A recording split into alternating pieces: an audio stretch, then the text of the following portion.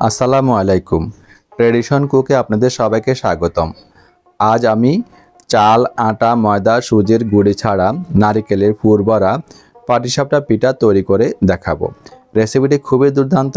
Friends and ফ্যামিলির সাথে share করার অনুরোধ করছি। তৈরি করছি পাটিসাপটা পিঠা। প্রিয় বন্ধুরা, পাটিসাপটা পিঠা তৈরি করার জন্য একটি মিক্সিং বোল নিয়ে নিয়েছি। তাতে আমি 3টি ডিম অ্যাড করে দিচ্ছি। 3টি ডিম অ্যাড করা হলে এখানে 1/4 চা চামচ পরিমাণ কালো গোলমরিচের গুঁড়ি ক্রাশ করে দিলাম। সামান্য হিমালয়ান পিঙ্ক সল্ট অ্যাড করে দিলাম। এখন আমরা ডিমগুলা ফেটিয়ে নিব এবং কালো গোলমরিচের সাথে ডিমগুলাকে মিশিয়ে নিব। এরপর আমি এখানে অ্যাড করছি কোকোনাট ফ্লাওয়ার। 6 চা চামচ কোকোনাট ফ্লাওয়ার আমি ব্যবহার করছি, 6 টিস্পুন।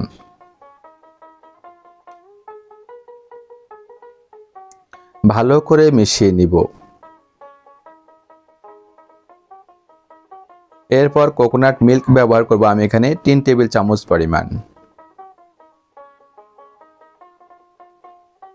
ভালো করে মিশিয়ে নিচ্ছি।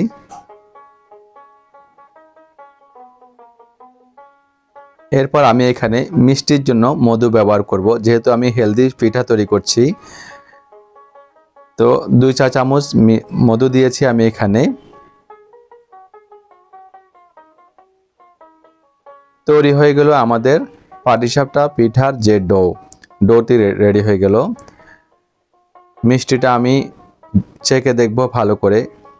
লবণটা আমি দিয়েছি, মিষ্টি জিনিসে একটু লবণ দিলে মিষ্টিটা মুখে লাগে, সেই জন্য এক সাইডে সরিয়ে নিব এবং চুলায় চলে যাব।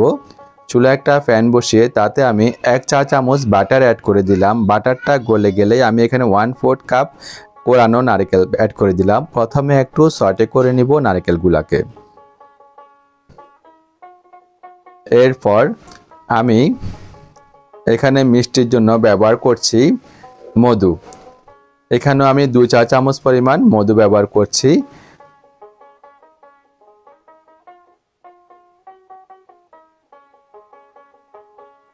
ভালো করে নেড়েচেড়ে মিশিয়ে আমি সটে করে নিব।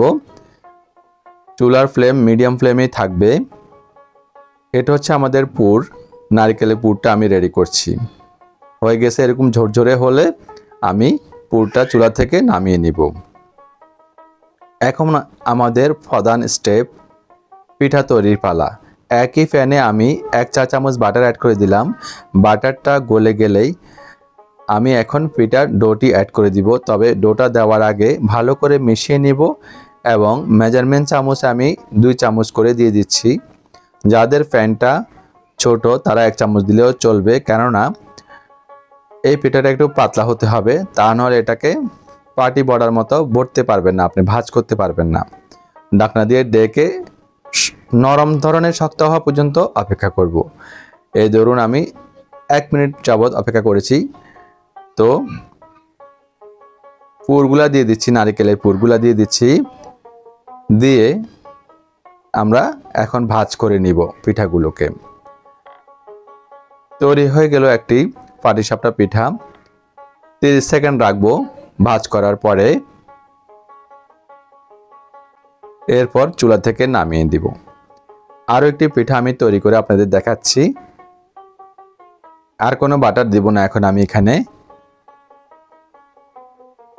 ভালো করে ডোটি দেওয়ার আগে মিশিয়ে নিয়ে ডোটি দিয়ে দিব এবং স্প্রেড করে দিব, যাতে প্যানের চারপাশে যায় এবং গোল হয়ে যায়। এরপর ঢাকনা দিয়ে ডেকে নরম ধরনের শক্ত হওয়া পর্যন্ত অপেক্ষা করব। নরম ধরনের শক্ত হলেই আমি এখানে নারকেলের পুরগুলা দিয়ে দিব এক সাইডে।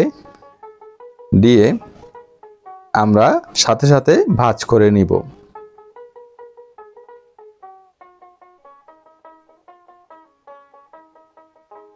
আরও একটি পিঠা আমার তৈরি হয়ে গেল। 30 সেকেন্ড রাখবো উল্টে পাল্টে। পিঠাটিকে আমি নামিয়ে নিব। একই প্রসেসে অন্য যে পিঠাগুলো আছে সেটাও আমি তৈরি করে নিব। তো 3টি পিঠা হয়েছে আমার 3টি ডিম দিয়ে। দেখুন এটা কতটা লোভনীয় লাগছে, কতটা দুর্দান্ত হয়েছে। অবশ্যই ট্রাই করবেন। আমি একটু কেটে দেখালাম। অসম্ভব মজার এই রেসিপিটি সকাল বিকালের নাস্তা রাখতে পারেন, বাচ্চাদের স্কুলের টিফিনেও দিতে পারেন। ভীষণই হেলদি। তো রেসিপিটি ভালো লাগলে আমার চ্যানেলকে সাবস্ক্রাইব করে নিয়মিত আমার চ্যানেলের পাশে থাকার অনুরোধ করছি। সবাই ভালো থাকবেন, সুস্থ থাকবেন।